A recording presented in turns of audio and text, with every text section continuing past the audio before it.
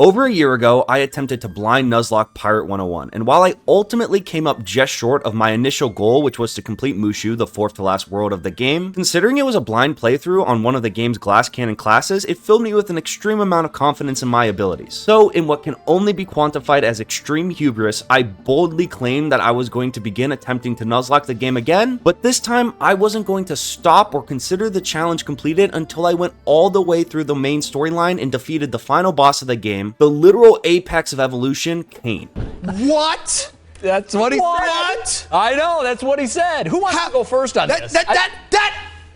That is blasphemous! To quantify this for non-Pirate 101 fans, this was the equivalent of scoring a couple tough buckets against a bunch of 5th graders and somehow coming to the conclusion that you were ready to turn around and challenge LeBron. My following attempts at the Pirate 101 Nuzlocke were not pretty. I didn't get blessed with the same amount of great RNG my Swash run had, and my lack of game knowledge or any real Pirate 101 skill for that matter were painfully evident as I failed to have a run replicate even a fraction of the success my blind run had had. But with each wipe, each run crippling misplay, each time I swore I was done attempting this seemingly impossible challenge only to be back at it the following week, I learned and improved, building up the foundations to pull this off brick by brick, until finally, nearly 2 months ago, I embarked on a run that was different than any other that had come before it. Through strategically utilizing and at times straight up abusing obscure gear and overpowered game mechanics, some of the greatest companion pop-offs the game's ever witnessed, and a complete unwillingness to let AI suppress our innately beautiful human ingenuity and stupidity, we pulled off the impossible. Today, I tell you that tale of the high seas, an ode to the greatest pirate crew to ever set sail into the skyways of Pirate 101. Today, I tell you the story of how we completed the Pirate 101 Nuzlocke. This is where you hold the line, Monkey King! Oh my god!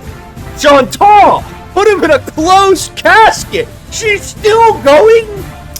Toro! He's going off! Oh my god, he's going off! Oh my god, he's going off! Fuck you, you stupid clanker. What are you gonna do against the American ingenuity, huh?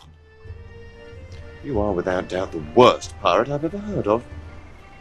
But you have heard of me. The rules for this challenge are pretty standard as far as Nuzlocks go. Pirate 101 is a game centered around grid-based combat where the player character along with a group of selected companions take turns attacking a varying number of enemies. So if at any point one of your companions dies, it is dead forever and cannot be used for the rest of the run. In addition to that, if a battle ends with the player character dead, the run is instantly over, it's a full wipe even if some companions may still be left alive. These are the two fundamental rules of this Nuzlocke, and there are absolutely no exceptions. There's no revive clauses, no substitution shenanigans, none of that bullshit. It doesn't matter how unfair or how run crippling the death is, if a companion dies, it's dead forever, and if the battle ends with the player character dead, it's time to head back to Skull Island, bozo. In addition to these two fundamental rules, like last time, the Crown Shop, any form of microtransactions outside of paying for membership to access the game, and the shared bank are all completely banned. But side quest and the bazaar are both fair game. Everything must be done completely solo except ship quests, because they are extremely tedious to stream and pose absolutely no risk if you take the even more tedious route of potion spamming, so I allowed chat to carry me through them. However, this does not apply to boarding fights, and those still must be done solo. Outside of that, there are two major rule changes to this iteration of the run. The first that will have the biggest impact on the run is that farming gear is allowed this time around. This rule was changed because to reach the new goal of killing Cain, specific stats and cards from certain gear is virtually required. If I didn't allow myself to farm for gear, the only way to beat this challenge past Mushu would revolve around restarting entire runs until I got the critical drops I needed, and that's just a stupid, way more time consuming way to circumvent the no farming for gear rule anyway, so chat voted unanimously to allow gear farming this time around. But don't worry, the no crown shop, no shared bank, and no microtransaction rules still brutally limit my available gear pool, and do a more than competent job of nerfing this run into the ground, while also adding some interesting risk versus reward aspects to this challenge. In a similar vein, pet hatching and training is allowed this time around, but I'm not allowed to hatch with others, meaning I have to curate my own talent pools, which balances pets nicely, allowing them to help me with 1 or 2 powers I might really need, while stopping them from becoming super overpowered. The Pirate 101 Nuzlocke is only considered successfully completed if Cain is defeated without breaking any of these rules. This challenge was a monumental undertaking which many experienced players claimed was not even realistically possible, and I realized after several pathetic attempts that trying to do this by myself with my limited game knowledge knowledge and skill wasn't gonna happen. But in a stroke of brilliance, I thought of a solution so brilliantly stupid, it might just work. You see, Pirate 101 for all intensive purposes has been abandoned by KingsIsle. The team that worked on it was broken up and sold off for scraps years ago in what I will generously call a bonehead business move to spare you my rant on KingsIsle's incompetence. All you really need to know for the sake of this video is that KingsIsle now exists solely as a company to do two things. The first, which they spend the majority of their time doing, is updating Wizard 101, its prize cash cow. And the second thing they only kinda do sometimes is the bare minimum to maintain Pirate 101. The game went without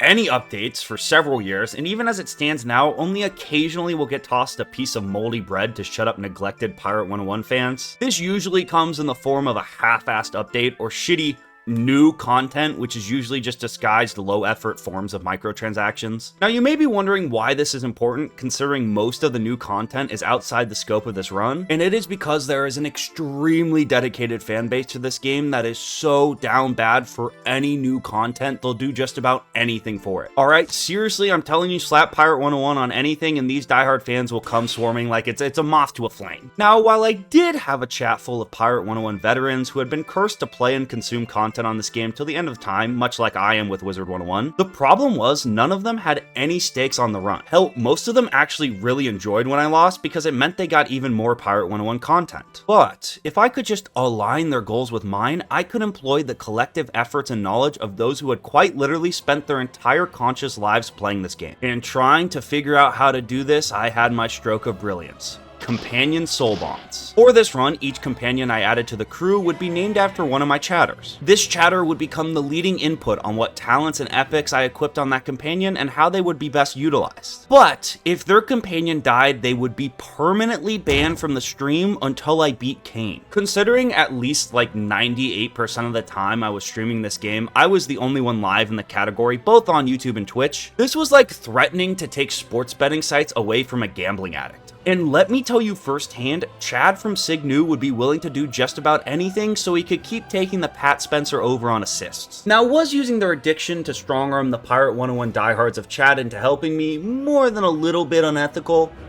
Yes. But it was extremely effective at turning chat into a sort of living pirate crew that was as dead set on completing this challenge as I was. Whether you fully understood what you were agreeing to or not, whether you liked it or you didn't, when you applied to be soul linked, you were enlisted in an eternal sentence to sail under Black Michael Jackson's Sonic the Hedgehog flag. And the only thing that could relinquish you from these duties was to defeat Kane or die trying. Beginning the run now, we're going to be playing as a musketeer. Now, normally in these challenges, I like to let a wheel decide or let chat vote because it's just more fun that way. But musketeer is just so much better than every other class in this game, especially in the late game, that it's kind of the only one that has a chance of pulling this off. I genuinely have never seen a Pirate 101 tier list that doesn't have musketeer at the top, and while there's a lot of factors that play into why that is that we'll cover throughout the run, the major aspect present in every fight is the class revolves around keeping spacing from enemies and not having to engage to deal damage. This is just a much more favorable way of completing fights in a long Nuzlocke run like this, compared to a class that has to engage and take damage to deal damage. With all that out of the way, we choose Naturally Spooky for our origin for the 5% base boost to our spell power. This boost will be especially useful later in the run, but already boost our early game heals, which is really helpful. And with that set, we embark on our journey. Our first companion we get granted during the tutorial is WingChun, a solid privateer who will never be one of our core companions, but has the potential to be a solid role player throughout the entirety of the run. So I named him after Aaron, a faithful lurker in the Pirate 101 streams who I trusted to get the not so glamorous jobs done. We continue on with the early game of Pirate 101, which is baby easy and just meant to teach you how the game works. And during this, we add Bonnie Ann to the crew. Now, Bonnie Ann is easily a top 5 companion for musketeers in the game. Musketeers synergize with each other very well, and Bonnie is a damn good one. So, considering how early into the game we get her, I knew she was going to have to be one of the workhorse companions of the run. Thus, I named her after Blungleborg. Blungleborg is one of my most OG viewers who, despite constantly rage baiting me by doing things like sending me their League of Legends highlights for over 3 years at this point, has somehow remained unbanned.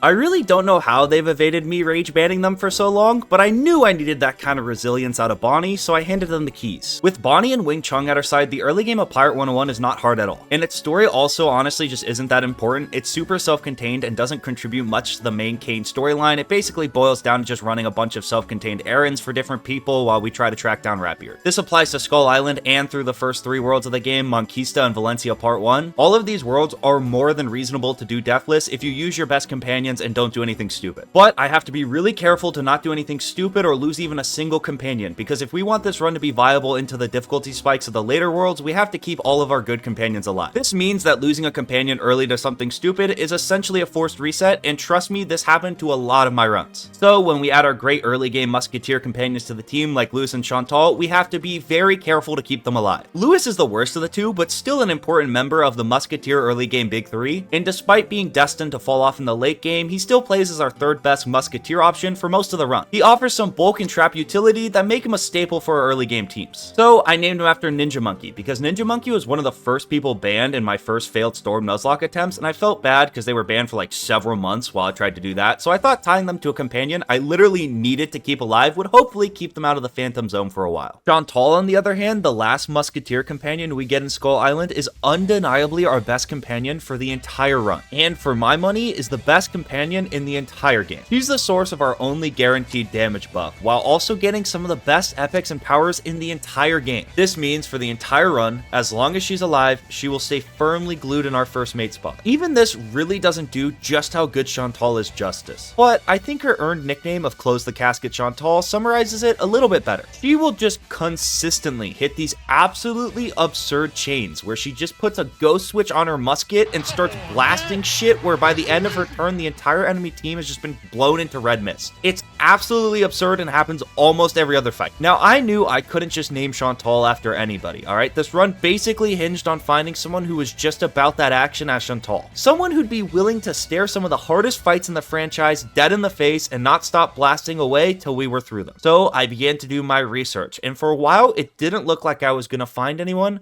until I came across the perfect candidate, Raptex Gaming. During my research, buried deep in the archives of Raptex Gaming's channel, I found a Skywars Let's Play from 9 years ago that showed me exactly what I needed to see. Not only was Raptex's username XX_BaconPvP_XX, but after destroying the lobby where he was in the last two remaining players without pants, without full health, he purled onto the last remaining enemy's head and almost pulled off the victory. This insatiable bloodlust, this ballsiness, this unwavering blind confidence is what I knew I needed out of Chantal, and I hoped Raptex Gaming could bring it out of her. Carefully continuing to run our errands through the first 3 worlds of the game, we defeat Old Scratch in battle and add him to the crew. I named him after Zucchino, and that was because Zucchino was willing to develop on the bench for a while in order to shine later. You see, right now Scratch is made of glass and just in general not very good, but his later promotions transform him into one of our most important late game companions. So we need to protect him at all costs by not taking him out of the oven early and saving him for when he's ready. Rounding out the first 3 worlds, which we were able to complete deathless, we added Ratbeard bonded to Jack Starheart and Romba bonded to Egg. Ratbeard's a solid hold the line damage sponge buccaneer that, while we don't want to waste on something easy, can definitely die without being a run ender when the time is right. So at least for the mid game, he's going to be used a lot as a barricade to protect high value musketeers like Bonnie and Chantal. Romba is just a worse version of Ratbeard, but at least gives us a backup plan for our wall of meat strategy. Milo also shows up, I guess. Milo's in this really weird zone when you're playing musketeer of like good enough to probably not be useless, so you can't just use him as like a sacrifice damage sponge, but bad enough where it's like he's never actually gonna get used, so he's just kind of there. I named him after John Henry Wright because he really liked Milo, so I guess at least Milo's got one fan. With those companions added to the crew, we press through the early game endurance tests, and after nearly a year of improving through trial and error, we make it through the end of Valencia Part 1, completely deathless for the first time in all of my attempts. While this may at least show I've improved at the basic fundamentals of the game, this really isn't all that hard to do or impressive by Pirate101 diehard standards. And in the grand scheme of things, it just really doesn't mean anything because from a Nuzlocke and main storyline perspective, the next world, Cool Ranch, is where this challenge actually begins. You see, during the intro of the game, we learn of the legendary lost city El Dorado, a city made of solid gold, promising endless fortune to any pirate that is able to track it down. The problem is, the path to it is obscured by a powerful force only the great Marco Pollo, the best explorer of the spirals ever seen, was able to figure out. However, after Marco Pollo's legendary journey to the city, for mysterious reasons, he pulled an all-time asshole gatekeeper maneuver, ripping his one-of-a-kind map map up into 7 pieces, scattering them across the spiral and dying shortly after. This left nothing behind to help us on our journey but the now lost map fragments and whispers of endless fortune. Luckily, after we complete his errands, Captain Avery does the literally only helpful thing he does in this entire story. He's a fraud compared to Merle, by starting us off on our journey by giving us one of these map fragments. The rest of Pirate 101's main story revolves around the hunt to find the other 6 pieces to complete the map and reach El Dorado. The major problems are we have no idea where the other map fragments even could be, and we're not the only ones after them. You see, the Armada, a robot clockwork army built initially by the Valencians to serve them, went rogue when their leader Kane mysteriously gained consciousness. Kane is a cold, calculating killer, far faster, stronger, and smarter than any organic being. While he doesn't have much use for gold, so we don't really know what he's after in El Dorado, we do know he's hellbent on destroying inferior organic life, and El Dorado somehow plays into that. Kane has built a ginormous army of clockwork warriors alongside a close inner circle of more personalized, powerful clockworks to help carry out his quest. Contrasting this to us as the player character, who is bluntly a poor loser orphan boy whose only plan to take down Kane revolves around recruiting fellow misfits to form a dysfunctional at best crew, we're definitely more than a little outgunned. But chasing after a sense of purpose and legacy in the spiral, and partially by the promise of endless fortune, and with the little added benefit of possibly getting to give Deacon, one of Kane's inner circle, a big revenge whooping for imprisoning us before the start of the game, we press on into Cool Ranch chasing the ghost of Marco Pollo. After riding up on our American Eagle mount and letting Chantal just blast everything that moves into red mist for a while, we come across the Stingtails. A fight of little to no story importance, but holy shit are these things deadly. Pirate's main story is defined by 3 major difficulty spikes, and these little arachnids mark the first. They're buccaneers, which just naturally have a huge matchup advantage against musketeers in a close quarters fight like this. But they also have the ability to poison you, along with Turn the Tide 1, which boosts their weapon power by 25% when they are below half health. Along with this, they have the epics First Strike, Blade Storm, and Repel Borders, a set of epics that can easily be chained together at this level to 0 to death companions. This fight had hard-walled any one of my promising musketeer runs that had reached it. It was kind of just viewed as the musketeer limit of this challenge. The boogeyman that would always clip a promising musketeer run's wings before they could really get off the ground. But this time around, with the help of chat, we might have found the Achilles heel of the Stingtails, which might barely allow us to get through this without losing any critical companions. We have to do something. We can't just let him march on the valley and take his revenge. He'll... Your mind is like this water, my friend. When it is agitated, it becomes difficult to see. But if you allow it to settle, the answer becomes clear.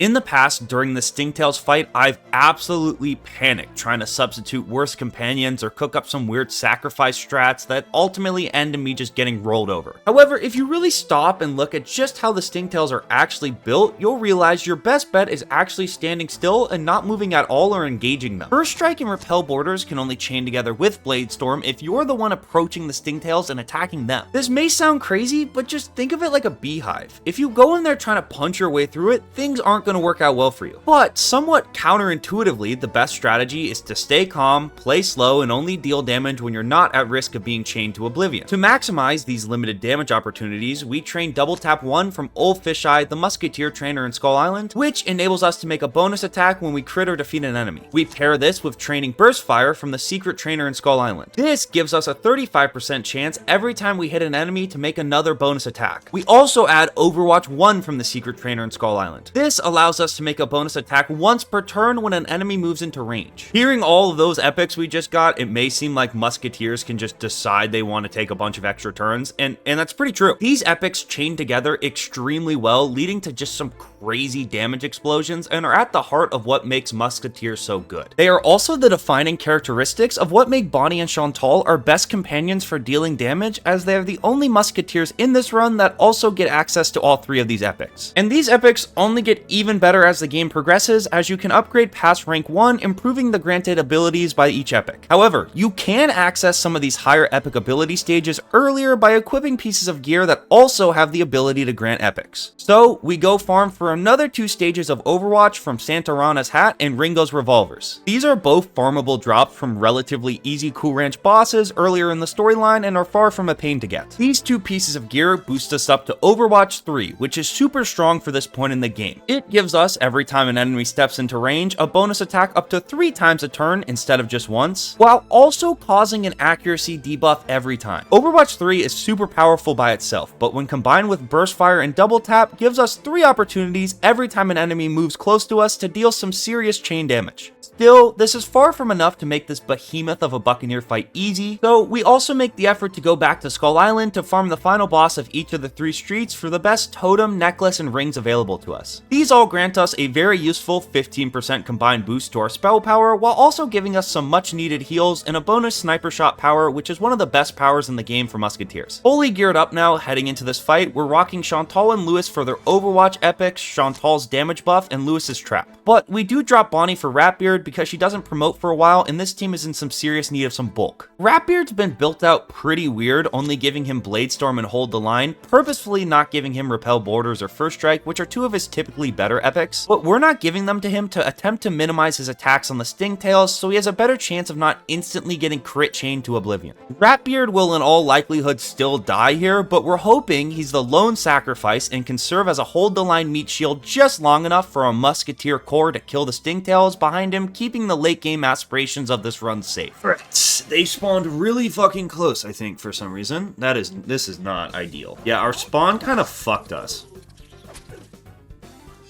Which was not chill, not cool. At least those 2 are really far back. Wait, might be optimal. Is this optimal? We're going for you. We're gonna try to kill this one. Do not run, please. No, I should be out front. Because I am by far the beefiest boy. Oh my god, we're going off. Holy fuck, oh my god. This is cinema. Oh my god. I'm literally not wasting abilities. I actually could not even oh my god, what are we doing? Ratbeard is the Dono Wall champion. Uh-oh. Oh my god, I'm so fucking good at this video game. Stingtails who? Stingtails who? Uh-oh. I was kidding. It was a bit. Okay, that's fine. Wait, this is all just like we drew it up. Now we go bang, bang, bang, and Ratbeard does fucking nothing. Because if he hits that guy, we don't want him to do that. Because he's gonna sell the clip. Oh my god. Oh my god. No, if I lose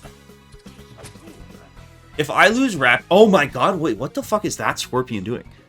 Dude, that actually would not have been I could not have played that fight any better, and if I still would have lost Ratbeard, that would have been so dumb. I just still don't even want you to I just kind of want to heal Ratbeard. I kind of want him just to chill here now. And stop almost dying.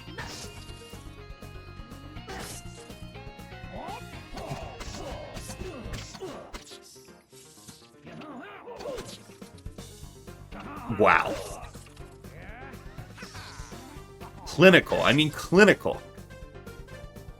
Please don't get destroyed, Ratbeard. Oh, he just got normal hit. Okay, sick. We just win. Easiest fight of my fucking life. Actually, not even hard. Just like we drew it up. Just have good RNG. It's that simple.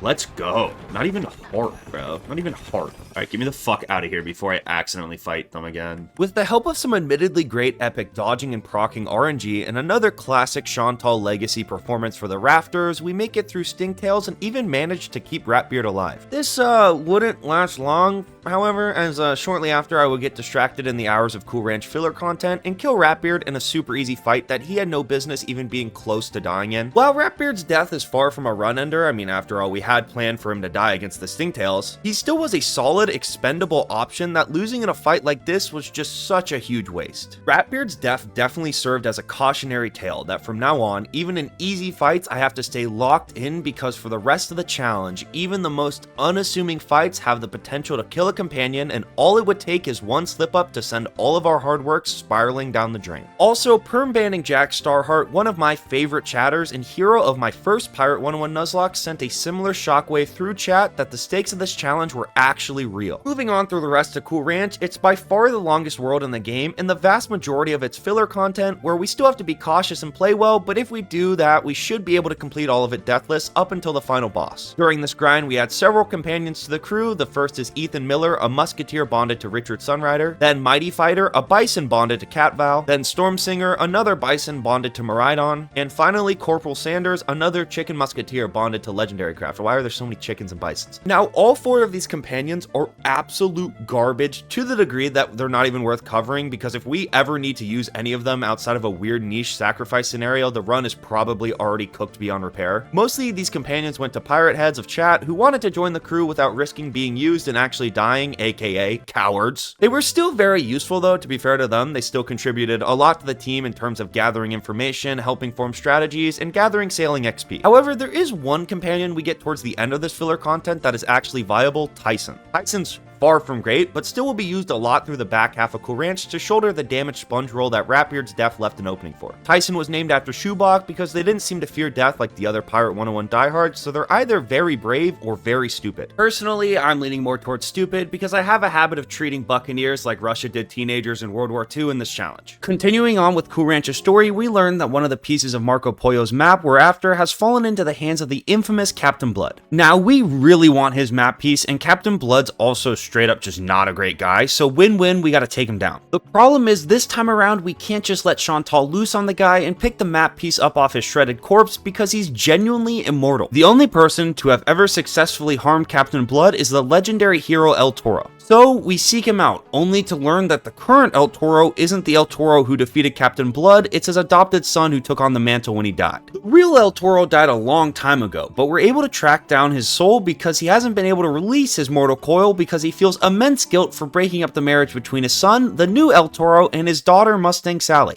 Yeah, let that sit in for just a minute. He can't pass on into the great beyond because he broke up the marriage between his son and his daughter. Now, I have done a couple minutes of research, and in most places, while you're genetically in the clear, this is still very, very illegal and at best extremely morally questionable considering they grew up together. Toro got adopted as a child. The thing is, while it's really unethical, we still really need that map piece. I mean, it's for the greater good at the end of the day. So we agreed to reignite the Mustang Sally and Toro incest bus in exchange for the secret to defeating Captain Blood. This begins a wild goose chase to track down Mustang Sally, who ends up being in a maximum security prison in Port Regal, probably for something incest related, I don't know. While trying to figure out how to break into this seemingly impenetrable prison, we meet the deceased Ratbeard's ex-lover, Catbeard. Now, Catbeard has some straight up shady shit going on that we're just gonna have to ignore for right now. But conveniently, he also wants to break his friend Napoleon out of the same prison, so he pitches us a crazy plan. You see, Valencia, and by extension the Armada, who now pretty much control their monarchy, are itching for the opportunity to go back to war with Marleybone. The Monquistans also have a civil war going on, and Mushu's got a whole bunch of government corruption and Yakuza stuff going on as well. Okay, the spiral's a mess and everyone's on edge. So, following Catbeard's advice, we stage attacks on the Armada, making it look like it was from the Marleybones. Marleybonians?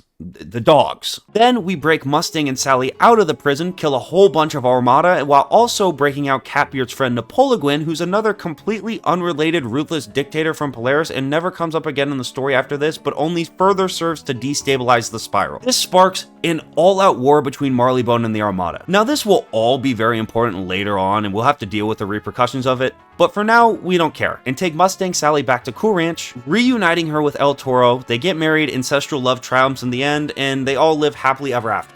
For 5 minutes, because Toro then decides to join our crew because we're playing as a musketeer. He joins without Mustang Sally, so he leaves his wife, sister at home to go play pirate. Toro as a companion is pretty emblematic of this whole clusterfuck of a story. He recently received a pretty substantial buff, but his gameplay still revolves around playing into risky dodge chances. He gets a dodge boosting power while also getting Riposte 3, which further boosts his dodge every time he dodges while also giving him a counterattack. Toro has two outcomes. He either dodge buff chains insane damage, making him the most deadly melee companion in the game, or he misses his first couple dodge attempts and gets obliterated in one turn. Toro is the prototypical glass cannon wildcard. hard. Some battles you love him and he completely bails you out, and others he sells the entire run. While I would love to bring the best out of Toro, he could single-handedly win us some insanely difficult fights. This variance is just far too dangerous to play around with in a Nuzlocke, so he sadly finds a seat on the bench where he'll likely stay for the entire run. Despite his son being sent to the bench and trapped in what, at least from the outside, appears to be a very unhappy marriage, we've held up our side of the bargain, so the ghost of El Toro's father reveals how we can defeat Captain Blood. We learn that on Captain Blood's deathbed, when Death came to claim his soul, he proposed a game of cards with Death, wagering his eternal soul. Death, having a gambling problem, agreed to this game of cards because not even the strongest among us beat the inevitability of death. And can we really blame Death with all the gambling ads that get fried into our brains, and anytime we do anything content related, it's hard to resist gambling. It's a real addiction, not a sign of weakness. Give me Ole Miss all the fucking way, baby, I'm putting the mortgage on it. The problem is, right before Blood was about to lose to Death, he bailed on the card game, never playing his final losing hand, leaving his soul in an eternal state of limbo, granting him a sort of pseudo-immortality until his final losing cards would be played by his own hand. Obviously, he wants to stay immortal, so he's never going to play his losing hand, so we're going to play it for him. We embark on a quest in a bunch of different fights to track down his severed hand, which he lost in a duel with El Toro's father, and his 5 different cards. Why he hid them and left them with a bunch of pushover bosses instead of just burning them or feeding them to his dog or some shit, I don't know. Kind of feels like a pretty obvious way to avoid this niche immortality breaking condition, but what do I know? But finally, after what is easily the longest road in the game, we lay down his 5 cards by his own hand, breaking his immortality, setting the stage for our face-off with Captain Blood, the final boss of Cool Ranch. Captain Blood's another terrifyingly bulky buccaneer, so our strat's gonna play pretty similar to Stingtails, bringing Chantal and Lewis, with Tyson stepping in for Ratbeard as the meat shield potential sacrifice. Captain Blood also has 2 major cheats. The first is that at the start of every round, he summons fire to a random empty square around the map. While this enchanted fire does crazy damage, it actually won't affect us at all because we're employing the stand still and kill from a distance strat we used against the Stingtails to not trigger damage chains, so we should be fine there. The more dangerous second cheat is that every time he is attacked, he will summon a minion to an empty square. This means it's imperative to kill Gun quickly, only using large damage increments, so we really want to focus our best powers on him right after damage buffing ourselves to the max. This is another brutally difficult Cool Ranch fight that I've never actually beaten deathless, and was considered the hardest fight in the OG Pirate 101 Nuzlocke. But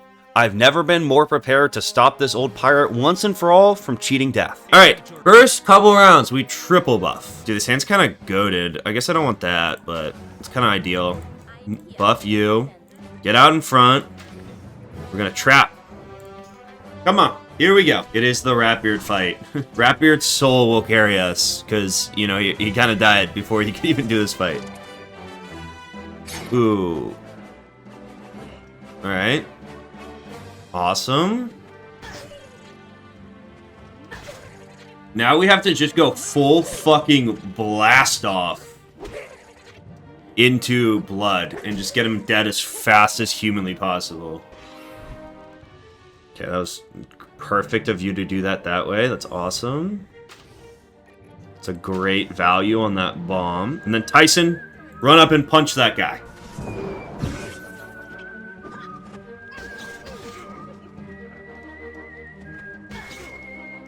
Bro's getting shit on. Oh my god, he's getting clipped. Alright, he's gonna summon Dusty Will, that's fine.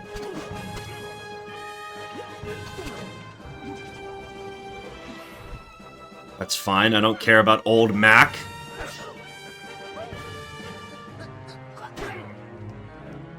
Would've loved to see that do a little bit more, I can't even lie. Ooh, Tyson might be cooked. Might be chopped for Tyson. 228. Do that. Not a good. Alright, we'll do this. This. And then one of these. We have to keep Chantal alive at all costs.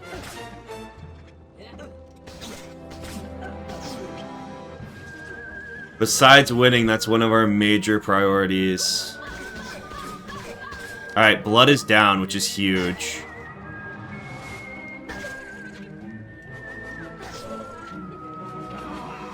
Dead Mac is hopefully dead. Oh my god, I can't believe you fucking dodged. Alright, we need to kill Old Will next, and Old Yorick, because they're gonna start womboing us. I don't think I heal Tyson here. I don't think I can do it. I think I have to do that instead.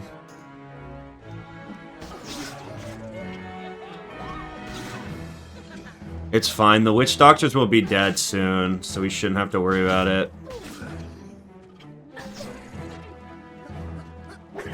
I should have punched the witch doctor. That's kind of a throw. Does Tyson live this?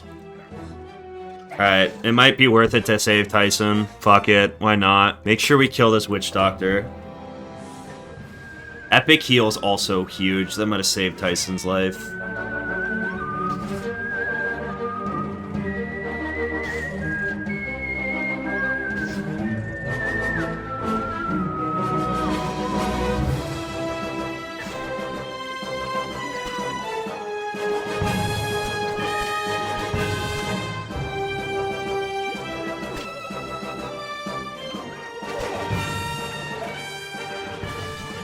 Dude, Chantal is busted. Chantal is ridiculous. Alright, you know what? Fuck it. Tyson, run over and punch him. We want all the smoke! We ain't talking no fades!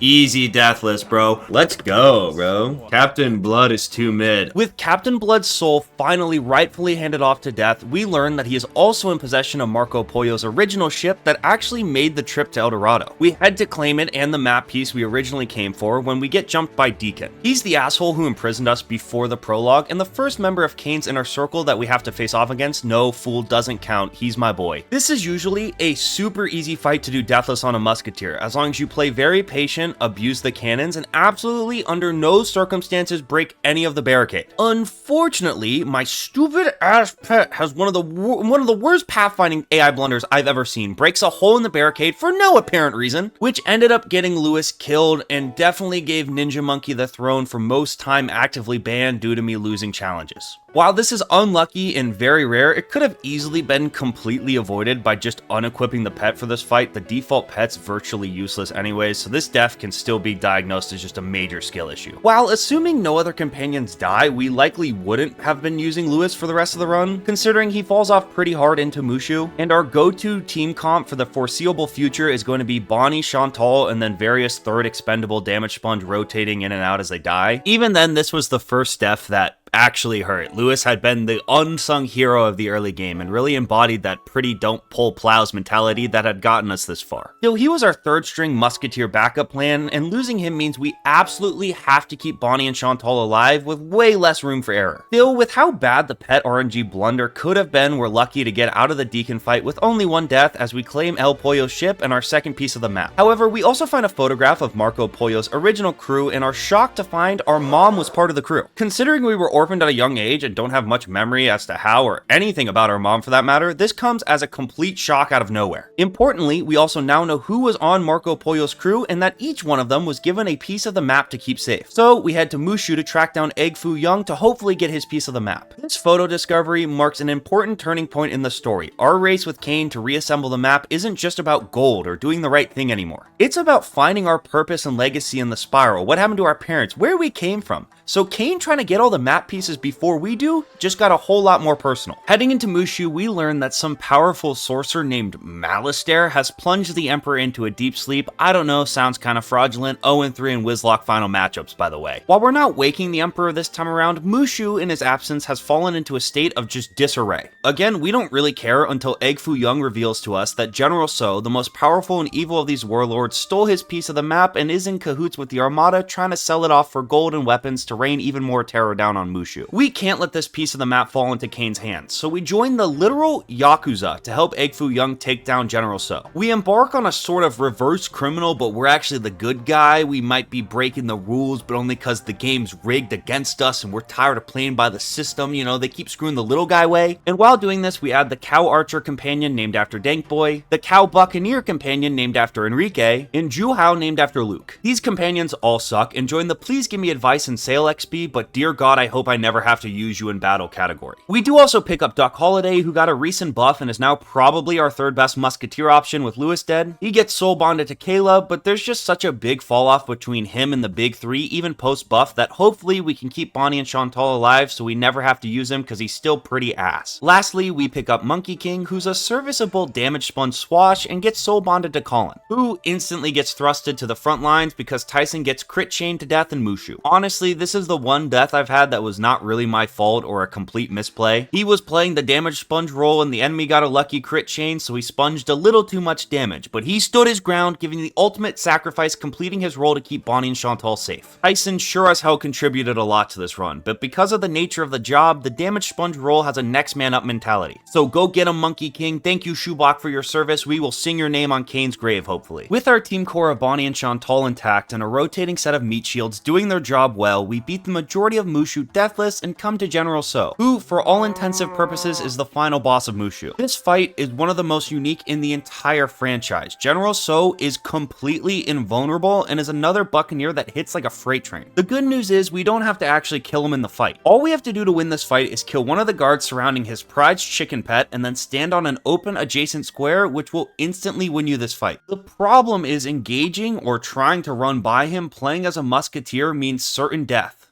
so we're gonna need a different approach. You've got a situation. Mother... We can get past this, sir. No, you can't. Not without help. Commander, you don't have the firepower. I've got the mask. The key for this fight lies in killing one of the guards fast, then turning invisible and sneaking past him to an adjacent square. We can do this by farming for Fool's Mask, a hat that's not too bad to get and when equipped gives a power item card that allows us to turn invisible. The bigger problem becomes that whatever companions we leave behind when we turn invisible are almost certainly dead. If we really want to stay serious about making it to Kane, Chantal, Bonnie, hell, even any of our competent meat shields can't go anywhere near this fight. But the idea of sacking 3 loyal crew members to the Phantom Zone just didn't sit well with me. So I thought, what better than to use the King of Volatility himself, who might just be able to pop off his way through this fight and live to tell the tale. Why not give our legendary hero a suicide shot in the dark to prove himself? But then I was talked out of it. Toro, Soulbond, Rio Bricks, and the rest of chat made a good point that if our goal was truly to get to Kane, we couldn't waste anyone with even the smallest sliver of potential here. Sure, Toro's usability is questionable due to his volatility, but we got several companions who we know damn well we will never come close to using, and while they won't be able to fend for themselves and almost certainly will die, it's better to throw the garbage into the wood chipper than gamble something that might end up being useful. So, Cat Val, Maridon, and Dank Boy, all soul bonded to trash companions, bravely volunteered to take on the deadliest fight of the run so far. The plan was to have them help me kill one of the guards, then I'd turn invisible to threaten the chicken as quick as possible. Hopefully I could do it fast enough before any of them died, but at the end of the day, we knew the journey was bigger than the individual, and we were gonna do whatever it took to get this fight done. Ooh, you know what I could do? Is just have you guys, like, run up here. just like, block them from getting to me. Wait, this is ingenious. Don't need. Hold on. Chat, am I cooking? Wow, that did not do nearly as much as I thought it was gonna do. The Great Wall of Cow!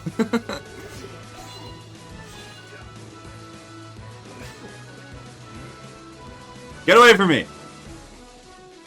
Stop that!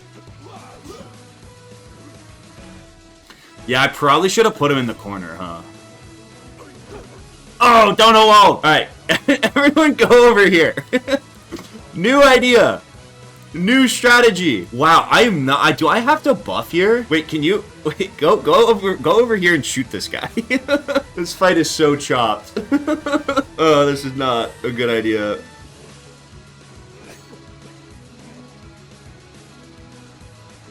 Get away from me! Perfect. Uh-oh. I fear I may have not played this fight very well. Oh, get dodged on. Don't need. Alright, sniper shot spam time. The other two just stay there and get hit.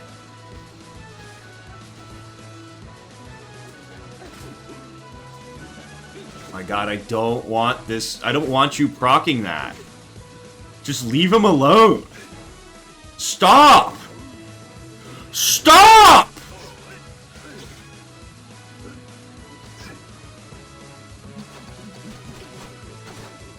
How did that... What? Uh-oh.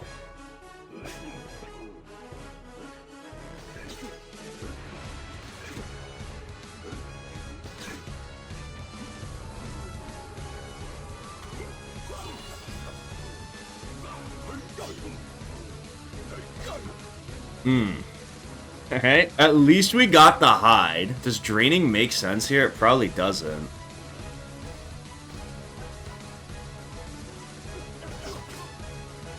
Can you? Okay, that's fine. You can shoot that one. That's perfectly fine.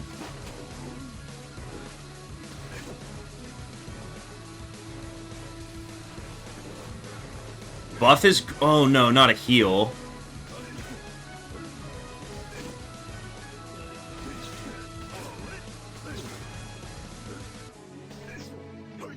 Oh, big block! Wait, big blocks! Big blocks! LeBron James level block! Okay. Get rid of this. We could hold on to that, maybe. Miraidon, if there was ever a time I needed, like, a big random bailout crit, it would be now. Stop shooting that guy! Please! Stop!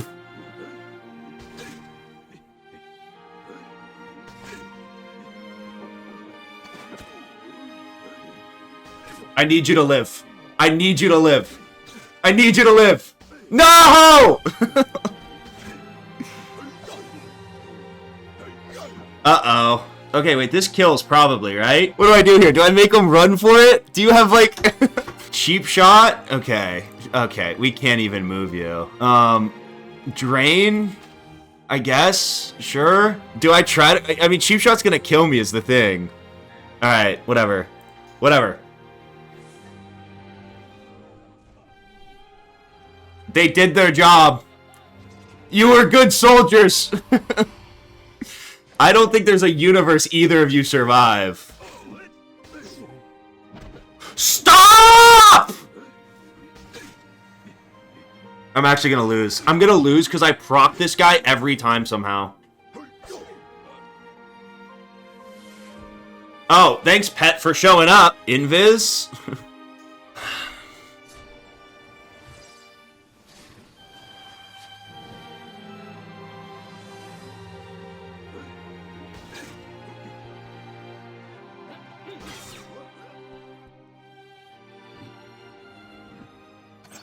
Wait, why did it not break?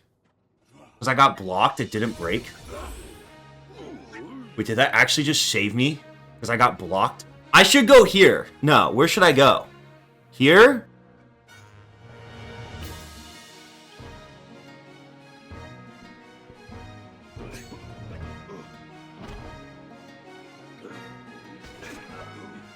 No!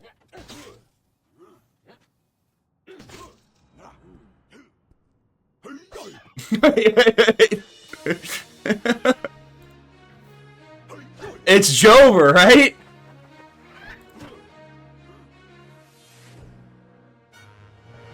Do they have Overwatch? Oh no, they both have... Okay, we have to live the one Overwatch. I am already Tracer! No!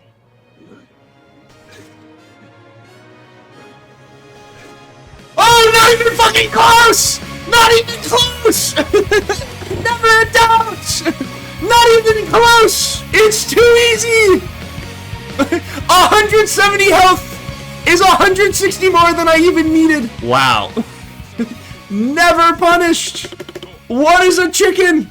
What even is a chicken? We lost 3 great men today. May one day we bring glory by defeating Kane and bring you all back. Now, I will admit I played that fight pretty terribly and got bailed out by some insane RNG and heroic sacrifices, but still, a win's a win, and that was undoubtedly the craziest Pirate101 fight I've ever seen, and the only fight I've ever seen that might actually rival my Storm Nuzlocke final fight in terms of just pure epicness in a King's Isle game. After squeaking past General So, only to find out he just doesn't have the map piece we're after he already sold it to the Armada, bringing Kane's total pieces up to 2, tying the scoreboard. Mushu on a macro scale as a whole kinda is for nothing. I mean, if anything, it's just an L for us. General So also just isn't the final boss of Mushu, as we still have a ton of filler to go through after him, but it's baby easy comparatively. I honestly don't know what kind of idiot could even find a way to fumble a run here. I mean, even if he was playing on like a glass cannon class, I mean, that would just be ridiculous. Eventually, Mushu ends just kind of abruptly with no real final boss, and we just kind of cut our losses and move on to the next person on Marco Pollo's crew we recognize. Fortunately, we've already met up with them earlier in the story and even did them a few favors.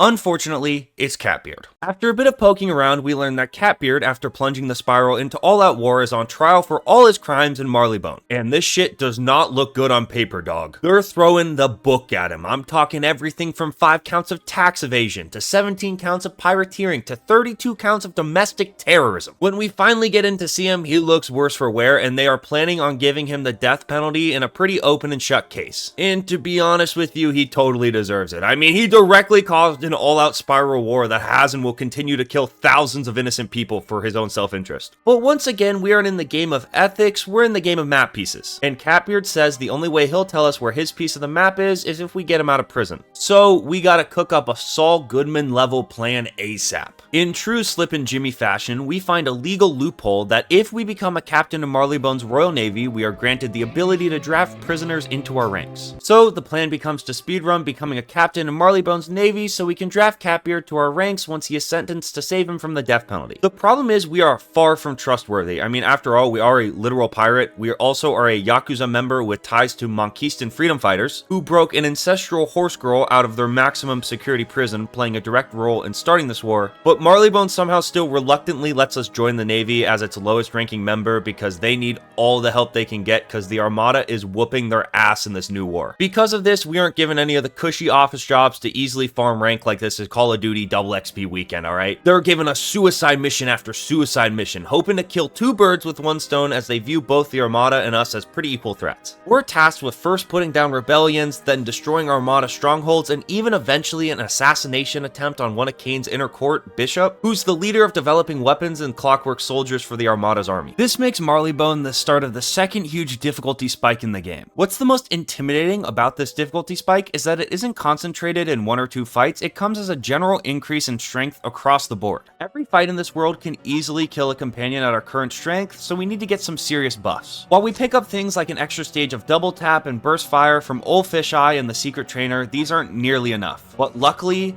the stars have finally aligned to grant us the most overpowered ability in the game. By keeping on Santarana's hat, upgrading from Ringo's revolvers to Buck's blisters for a little bit more damage, training our second stage of natural Overwatch from the Secret Trainer in Skull Island, and farming for the extremely elusive festive Demetriosaur out of the present boxes that only appears in the month of December around the various world hubs. Training it up until its natural Gen 1 talent of Grant's Overwatch manifests, we've gathered all the Chaos Emeralds to reach the enlightenment that is Overwatch 5. This is hands down the best epic in the entire game, proccing up to 3 times a turn, dealing a bonus attack if an enemy moves into range, while also giving them a minus 50% accuracy debuff. This alone would probably already make it one of the best epics in the game, but what's more broken about Overwatch 5 is that on top of all this, it halts and knocks back the opponents it targets. This creates a force field around you and your companions that is very difficult to break through and solves the biggest flaw of our class, making us extremely difficult to be melee chained to death. The only drawback to running Overwatch 5 is that our entire build has to be centered around it, but still it's well worth it. Buck's blisters are the best Overwatch granting weapon available to us, and are the only way Overwatch 5 is possible, but the thing is, being a level 30 weapon, they do pretty crummy damage. But we can play around this by utilizing our newly acquired bomb powers instead of shooting powers because bombs do damage based on spell power and not weapon power. Bombs are better late game anyway, and the pirate naturally towards the late game becomes more utility focused. It becomes much more about providing team buffs, allowing your companions to do the damage than the pirate actually doing the damage himself. We'd probably end up playing like this even if we weren't running Overwatch 5, so it's not much of a loss. With this Overwatch 5 bomb dropping buff strategy, we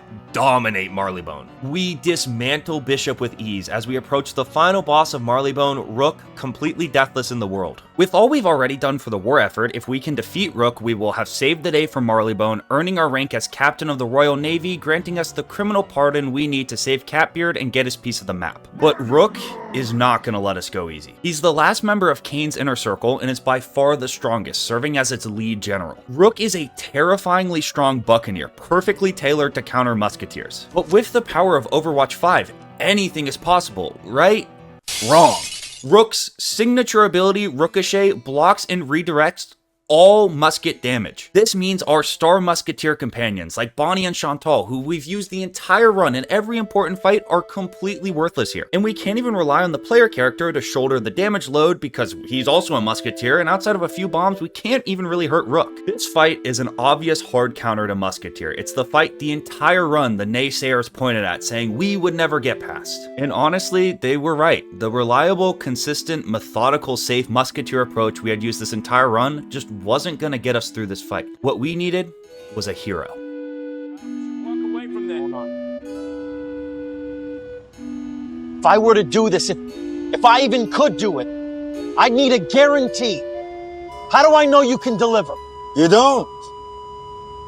But I can. With no other options, we turn to the volatility of El Toro, hoping he can pop off and save the run. We team him up with Cat Ninja bonded to Morgan and Ridolfo bonded to Random Ninja. These are both swashbuckling, high DPS companions that have been waiting in the wings for a fight like this and will synergize well with Toro's dodge buff. This fight's battlefield is one of the largest in the game, and it's got a whole bunch of stuff going on. It also comes with a protection objective, so we have to kill Rook before he kills us or Admiral Nelson. This shouldn't be a problem, as this fight is going to be over quickly, one way or the other. Now, I know firsthand from my original Swashlock attempt just how much DPS potential this team has. I also know how quickly it can crash and burn, but it's our only hope of defeating Rook, so all that's left to do is pray the Swash gods are on our side this fight. Alright, we gotta protect Admiral Nelson and we gotta kill this nerd. Should I retreat this way? Is that smart? Is that what I should do first? We gotta get to Nelson. This is good that we get this like retreat phase. I don't know why he just did that. That was a little silly, I think. It's good we have this retreat phase, though, because it'll give us time to get, like, our cycle through our powers. This retreat phase is very nice because we can cycle through our powers. I'm so annoyed I'm getting bombed. Alright, that's fine. Wow, this is a big fight. A wide-scale conflict, you could say. I don't have Valor Shields. This is dumb.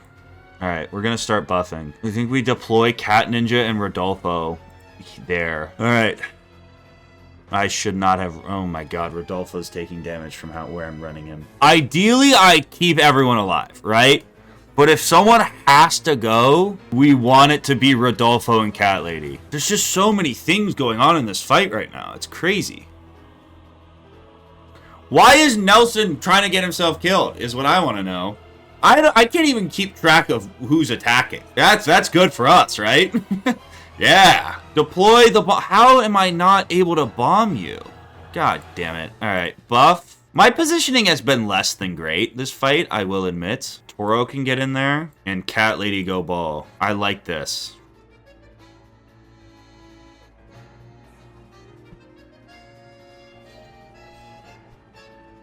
What is even happening? It's really hard to know at this point. Here we go. Oh, that's not good.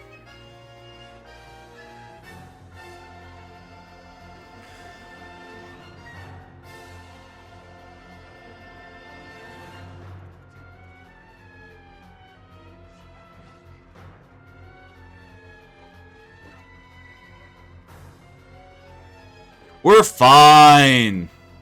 Rook schmook. Wow, we are losing allies fast, though. Get Dodo walled, kid!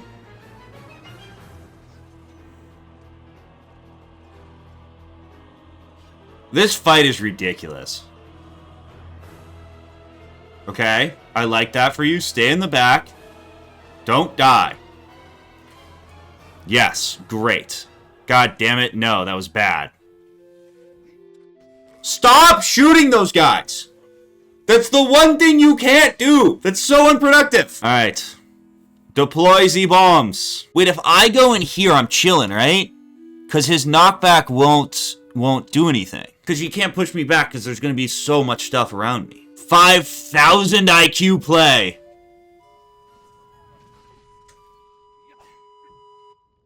Dodge it, Toro! Yes, Toro!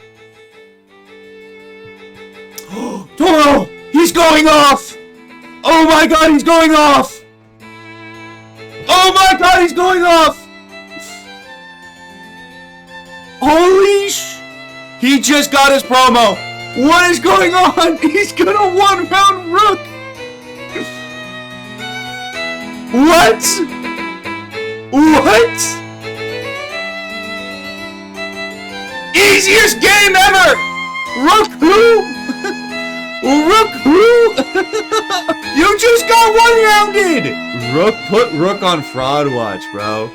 You're a bum. Supposed to be the number one. And he played like a bum. We give early game Armada fights that kind of leeway, but you're supposed to be the number one. Thanks to the single greatest companion pop-off I've ever witnessed, Toro answers our plea for a hero, defeating Rook, capping off a completely deathless Marleybone, a feat that even the diehard pirate heads of chat conceded was at least a little impressive. It was also more than enough to earn us the role of captain in the Royal Navy, and this comes just in time as Catbeard gets sentenced and we swoop in Saul Goodman style at the last minute to save him from the death penalty. The Marleybone court is happy to oblige, partly because of all we've done for them, but mostly because they know our intentions of competing against Kane for the map pieces, a fate they conclude is the same as being sentenced to death. Catbeard thanks us and then reveals where his piece of the map is. We've had it the whole time. You see, he was the one that lost his piece to Captain Blood, meaning it's the one we've already fought Captain Blood for, and yeah. Once again, Marleybone is a world we leave without gaining another map piece. This deception definitely lands Catbeard on my shit list. What we do get from Marleybone is Catbeard as a companion, who I soul bonded to Azalea and instantly slotted into the damage sponge role. Catbeard's a decent at best damage sponge, who at least gets hold the line but falls off into the late game, so we don't really care if he dies. I was also set on playing the most aggressive, reckless damage sponge style with Catbeard as punishment for deceiving us. We also add Private Mills soul bonded to True Lizard, Contesta bonded to Doomlord, and the Eagle Archer soul bonded to the Zerat official book club. Also, if you're wondering, Hercules didn't end up joining the crew because this run occurred after he got fired as the community manager. All these companions are very mid and will not be used at all. But the last companion we get for the entire run, Gracie Conrad, is a key part of our emergency team restructuring contingency plan if we lose either Bonnie or Chantal. Gracie's gameplay revolves around properly utilizing the minion power she has, so I decided to soul bond Gracie to Moss. This was because Moss proved to be a faithful Wallius, the minion who saved my Storm Wizlock, by drawing this fan art of Wally for Christmas, demonstrating a deep understanding of the minion arts that gave me faith in Gracie as a contingency plan. With our final crew set, we once again turn to the picture of Marco Pollo's crew, looking for a lead on another piece of the map. This time we land on Argos. He's the big Cyclops in the back of the map that you can't even really see. This leads us to the next world, Aquila. Once there, I almost instantly get Catbeard killed. While I didn't do this intentionally, I didn't not do it intentionally. While I will apologize to Azalea, I will not apologize to Catbeard for being the 7th death of the run. Marleybone's cheers could be heard throughout the spiral when Catbeard finally fell. This death has very little impact on our run, as we actually switch out our damage sponge roll for our long-term investment that has finally matured, promoted Old Scratch. Old Scratch's promotion grants him 3 mojo buffs, granting a 100%, a 50%, and a 25% boost to our spell power for 3 rounds. These effectively more than double the damage our already overpowered bombs do when they're applied. If this sounds broken, it is because it absolutely is. Promoted Scratch becomes the best DPS companion in the game, alright? He is so valuable to our team that he's actually more important than Chantal or Bonnie to keep alive. And considering he's made of glass and doesn't really do anything well besides these 3 mojo buff powers, we have to make a very conscious effort to keep him alive. However, Scratch, Bonnie, and Chantal combined with Overwatch 5 absolutely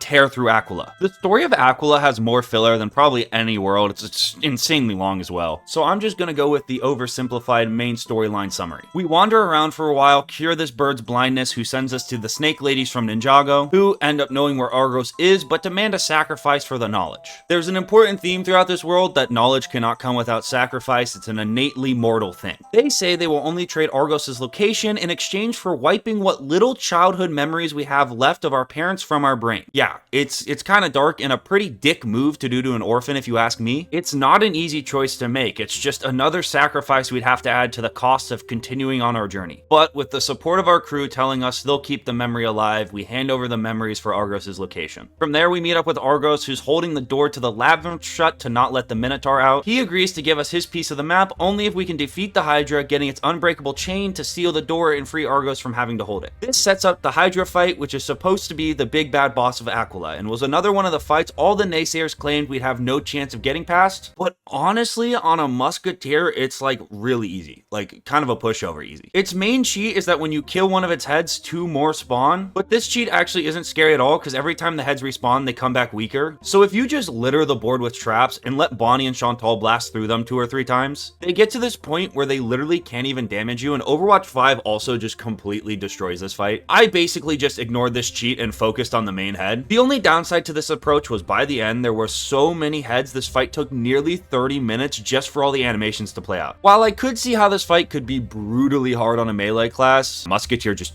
dunks on this fight. From there, we take the chain to Argos, lock up the labyrinth. Somehow there's like 3 more hours of filler content, even though Argos already told us where the map was. I don't know. This world's honestly probably my least favorite in the game. It was pretty boring. It also just ends abruptly on a random, unremarkable boss fight, but at least we actually get a piece of the map, bringing our total up to 3. The Aquilans also, to thank us, give us a free month-long subscription to Rosetta Stone, which we take along with the mysterious clockwork bird we found earlier to an old friend of the channel, Meowie Meow Meow, who has been imprisoned in Marleybone after the events of Wizard 101. He's able to translate the message for us because he's a genius apparently, not smart enough to spam storm shields during the storm Whizlock though. Still, he tells us that whoever sent out this bird message knows what they're doing, as it came in with a built-in captcha designed to fool any machine, even the brilliant Kane. The message mysteriously reads, "Pull up to Valencia, I got a strat to defeat Kane, drop me off, flash me long bozo." While we don't really trust this message or the messenger, with no other leads on map pieces and the opportunity for any idea on how to defeat Kane too important to pass up, we head back to Valencia to find the mysterious creator of this bird.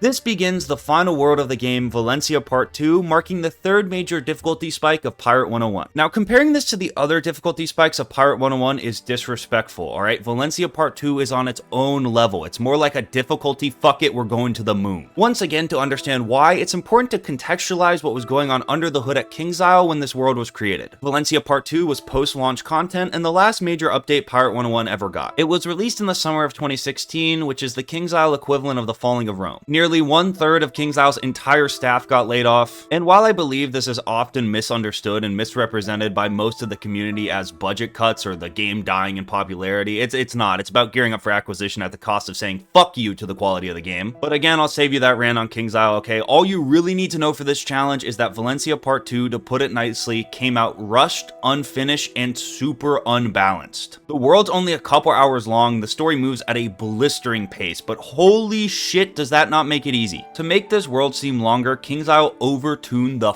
fuck out of the difficulty. They gave everything in this world just way too much damage and health, along with charges and assassin strikes. Alright, you blink and either you or your companion gets 0 to death's first move into round 1. It's ridiculous. I was warned by even some of my biggest believers that Valencia Part 2 was never designed to be beaten solo, let alone solo Nuzlocked. Some of the most prominent and dedicated Pirate 101 players personally reached out to me advising to change the goal for the end of the challenge at defeating Hydra, saying to play up that fight as the final boss. As attempting to battle through the abomination that is Valencia Part 2 with my current rule set, not even accounting for the final boss of Kane, was suicide. And taking all that in, mulling over all the possible rule changes and revive clause that were proposed to me, I realized how lucky we were. This is it. This is the last real Pirate 101 content that was ever and will ever be made. The new no BS Skyway crap doesn't count, okay? Now, they could have left the story unfinished. They could have not rushed through it. They could have phoned it in, putting in some baby mode easy ass ending. But what they did was lay down the gauntlet. One true last final challenge to overcome. One that we absolutely should not be able to Nuzlocke. And to that,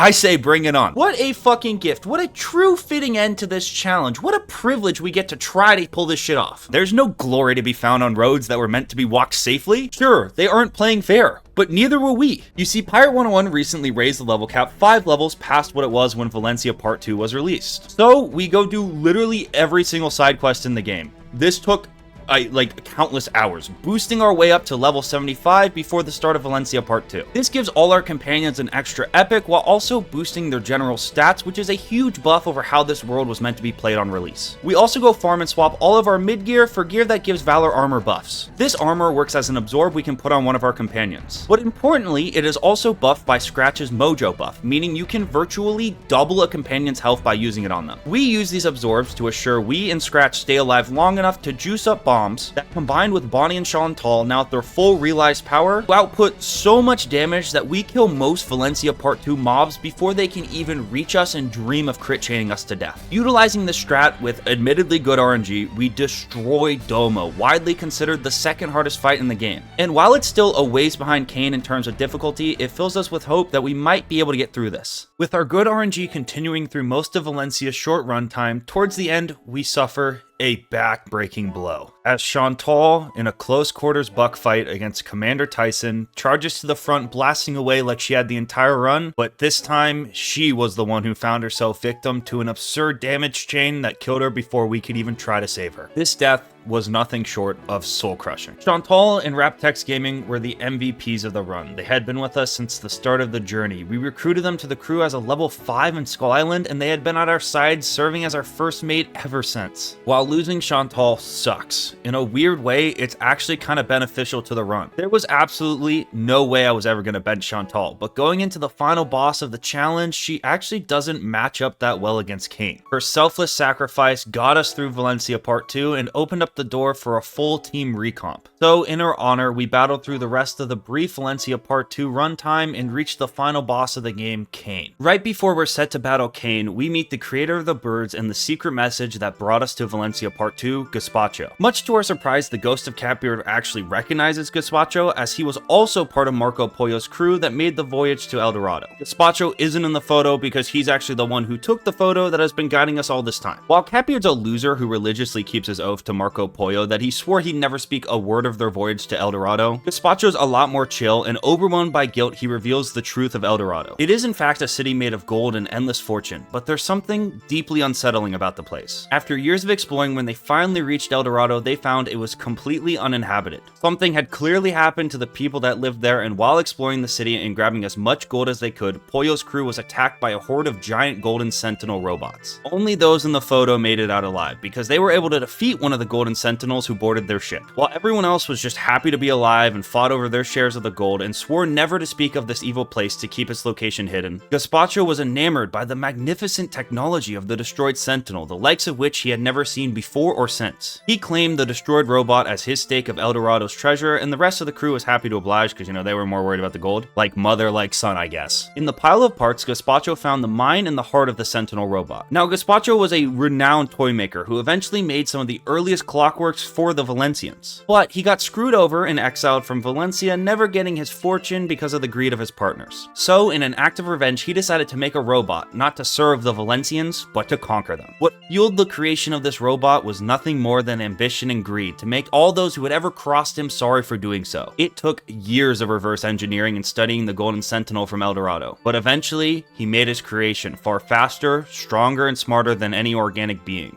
Gazpacho made Kane. Importantly, he only put the mind of the El Dorado Golden Sentinel into Kane, but kept the heart hidden. Fueled by revenge, he wanted his creation not to be limited by emotion. This is what ultimately enabled Kane to go rogue, surpassing the need for mercy, love, companionship, or anything human for that matter. He would go on to imprison Gazpacho and begin building his own clockwork army to serve his heartless desires. Gazpacho, after rotting in prisons for years, is filled with immense grief for depriving his son of any humanity. He's ashamed of how he let greed and revenge corrupt his greatest creation. He pleads to us to break him out of prison so we can deliver him to Kane so that he can restore the heart, turning him good. Gazpacho does not want his legacy in the spiral to be one of greed and revenge. We happily oblige, it seems like the only way we can possibly stop Kane, so we bring Gazpacho to his son where he presents Kane his heart, hoping to make him whole. where Kane promptly destroys the heart and murders his creator in cold blood. Kane shows no emotion, even thanking us for tying up that loose end for him. Kane also reveals that he is tired of the little game we've been playing in regards to chasing map pieces, so using his genius, he has been able to reconstruct Marco Polo's map, a feat that was believed to be well beyond impossible and took Marco Polo 20 years to do. He has done in a matter of moments and now knows the location of El Dorado, where he plans to go meet his superior creator, destroying the spiral's inferior organic life, rebuilding it in the image of something greater. What that is, we don't know, but we sure as hell can't let him reach El Dorado, setting up the final showdown at Pirate 101. Terrifyingly, we also learn that Kane, in a fraction of the time it took us to destroy them, has rebuilt all the members of his inner circle, while also adding his new deadliest creation, Queen. The final fight is set up as a chess game. The symbolism has been beyond obvious this entire game, where we'll have to use our companions to battle against Kane and all his creations. This is without a doubt the single hardest fight I've ever been tasked with doing in one of these challenges. It is completely designed around not being soloed. You're definitely supposed to team up for this fight, and it just comes as a huge slap in the face. While we've spent countless hours meticulously hunting map pieces, fighting through hell to keep our companions alive, losing friends, suffering heartbreaks, giving conscious effort, sacrifice, failure, determination,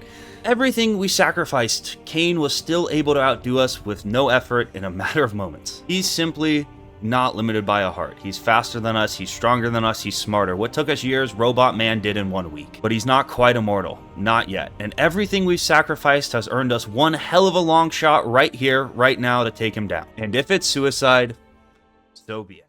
Can't go with what you are. Have you read the papers? Do you know what everybody says? It's suicide. You've seen him. You know how strong he is. You can't win. No, maybe I can't win. Maybe the only thing I can do is just take everything he's got. But the baby, he's gonna have to kill me. And to kill me, he's gotta be willing to die himself. Our plan for Kane is to bring Scratch as our first mate to use him for his mojo buffs, and while we've protected him above all else this entire world, it's the end of the line, so we're not going to spend the resources to keep him alive here. Once we buff, we're going to YOLO charge Bishop and Deacon, hoping to use his Witch Doctor Glass Cannon advantage, taking them both out. We're also bringing Toro, who we're going to buff with Absorbs to hopefully once again hardwall Rook. Last but not least, we're finally bringing Gracie into the action, hoping her General Bulk, Golem Minion, and Landmine can ball out, helping deal with Queen. Then, combined with our spell-boosted bombs, we're hoping we can all come together to take out the others. Kane cannot be defeated until all his allies are dead. So the plan is to take inventory once that happens and see what our best plan of action is. There's nothing left to be said that hasn't already been said. This run was easily the biggest challenge undertaking I've ever done, and in many ways, serves as my final last hurrah to this legendary game. All that's left to do is determine whether the story ends in glory or by finally meeting our match in the spiral. Dodge boost round 1. Mojo boost round 1. Golem round 1. Okay? Get the Valor armor up on Toro. We pulled both of them. This is very good for us. Don't need canister shot. Probably don't want barrels. Probably not going to agility buff. Keep the heal. Absorb round 1. I used the right spell, right? Okay, Valor armor is up on Scratch. Bonnie is not dead. We just do not want her in this fight. We need Toro. I put the armor on Scratch. Oh my god, I fucking did that out of habit. I'm such an idiot. Oh my god, I muscle memoried so hard. It's actually not even copiuming.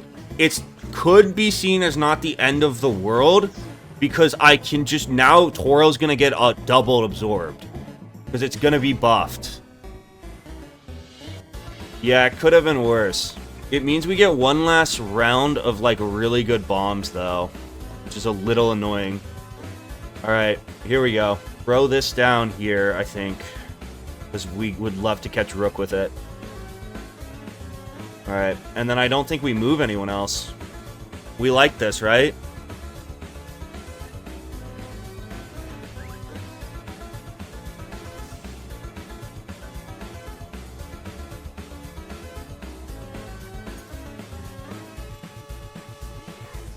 That's fine.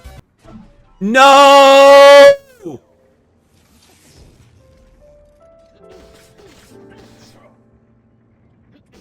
That's so bad.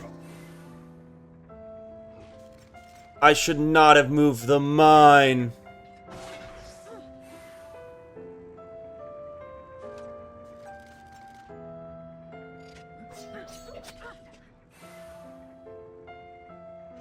That is so tragic. That is so bad.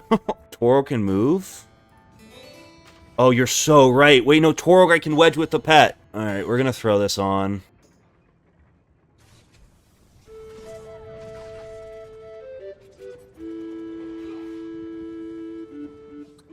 That's not good.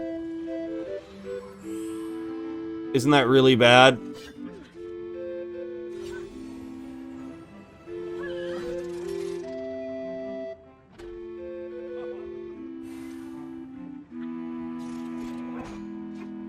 Good absorb. Come on, Toro.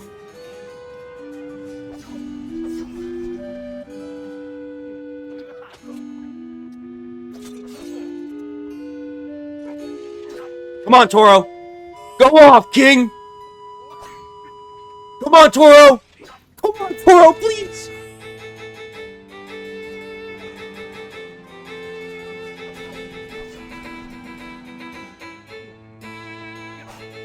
Why not you now? Ooh, I needed a dodge there.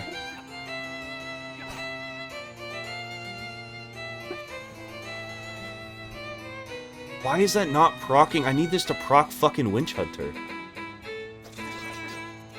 Big block. Great block. Come on.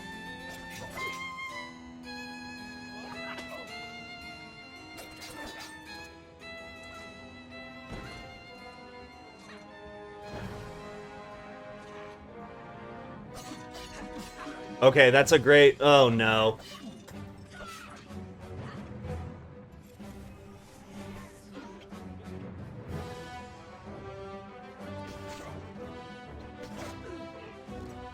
Yes! Yes, yes, yes, yes, yes. Okay, I'm so confused. I don't know what to do. Oh my god, why do you... Wait, what? Okay, get off me. Get off me.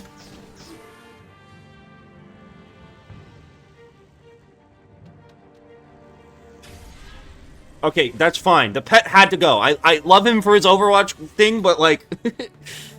Okay, what the fuck do I do now? I'm like so rattled. It's not even funny. I don't know! Ah! I'm so rattled. Okay, Queen is dead. Queen's gone. Alright, we need to... Okay. If Gracie goes down now, it's really not the end of the world. Although she's dono-walling hard, bro. Oh my god, she's dono-walling so hard. Come on, Toro. Oh my god, he's the GOAT! The GOAT!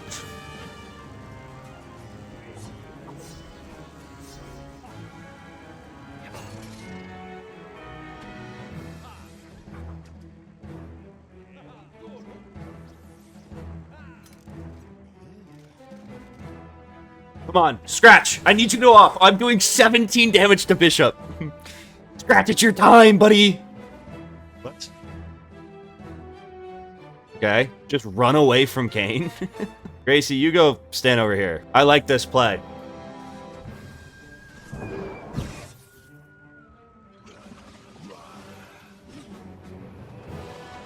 Okay.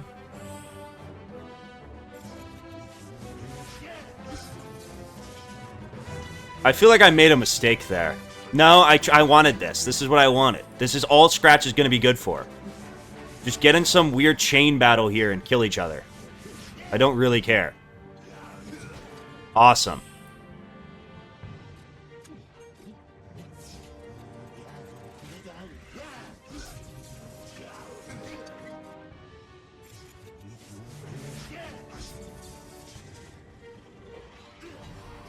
Great.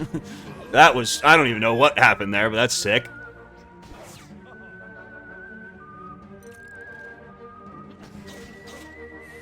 Get away from me, loser.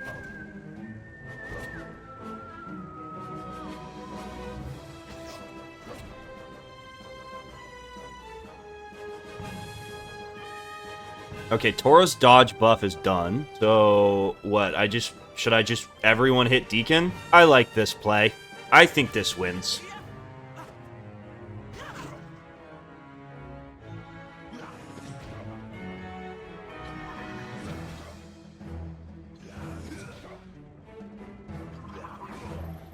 I don't know what's going on, but I'm happy.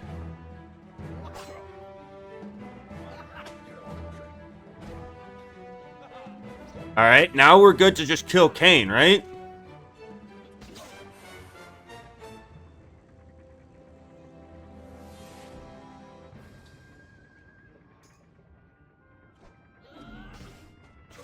Oh my god, I thought that was gonna kill. That didn't kill? Oh my god, and Overwatch 5 finishes it off! Deathless Kane! Too easy, bro. Too easy. Game's not even hard! Holy shit, that took a year and a half. I cannot believe we did that. With Kane and his inner circle defeated, a mysterious force comes out of the crystals, claiming his mind, whisking it back to El Dorado. Whatever force this is, it also allows our parent spirits to speak to us, urging us to give up the hunt for El Dorado. They tell us that gold is nothing and the spiral is everything, and now that we've saved it, they can rest at last. And to end, I'll say this. While it may be an unpopular opinion, I love the ending of Pirate 101. Sure, it feels rushed and sloppy at parts, but the leaked original planned ending before budget cuts really just doesn't keep the themes that I appreciated the most through the story. In the end, it was our unrelenting determination, friendship, and ignorant hope that defeated Kane. Ideas that his far superior robot mind could never even grasp. As cheesy as it sounds, I'm glad we never made it to El Dorado, because the real unimaginable wealth wasn't to be found in El Dorado, but in the journey we took to get there. While I find myself constantly impressed by the recovery of Wizard 101, I really am not very optimistic about the future of Pirate 101, sadly. This game has basically been in maintenance mode for nearly a decade, and from what I've seen and heard, the new content just does not live up to the standard this legendary game set. And that's why if you're expecting me to go play it or, like make another, Nuzlocke past Kane, I frankly have no interest. The game's not a high enough quality for me to want to do it. And I don't mean to throw shade at the devs. I'm sure they're doing the best with what they can. But it really feels like this game is just not getting the support it needs or deserves. And I'm truly am scared for its future. So in a weird way, I always wanted this to be the one last big video I did on Pirate 101. This is my ode to Pirate 101 and its incredibly loyal fan base who have been forgotten. Whatever's in store for this game, I truly can say I have never experienced a community as welcoming or eager to share their game with a newcomer. And again, as corny as it sounds, I would have not been able to commit such an obscene amount of time to streaming and editing and doing everything for this video if it weren't for each and every one of you. Whether you've been a member for 4 years at this point, or you watched every live stream, or you were in the Zeke Captain by Orca, or this is your first video and you didn't really like that much and you're never going to watch another one, thank you. Truthfully, this was as much your journey as it is mine, and I'm glad we were able to go on it. It still somewhat amazes me just how well the theming of this game has held up today. It's actually more relevant now than ever, and I don't feel bad saying this because I've never taken a single dime from King's Isle. I would recommend this game. I think the people who are going to like this game are people looking for like a more chill turn-based style game. I think if you're someone who likes like Wizard 101, you would probably like this game. Now keep in mind, you're not getting any quality content after Kane. You're basically paying the membership fee to play up through Kane, and then everything after Kane just I'm not even worth freaking, they should pay me to play that. Also, keep in mind, it's a membership game, so you're never going to actually own it, which is, I get as a big turn away. So if you're not into that, don't go anywhere near this game. Now, I tried really hard to make sure that every single soul bonded member of the crew, even the most worthless who didn't really do that much, got a shout out because you guys were all in chat. You all helped. This is, you'll be immortalized in the description forever at the very least. And while I'll always be a whizhead at heart, I'll never forget the pirate crew I captained.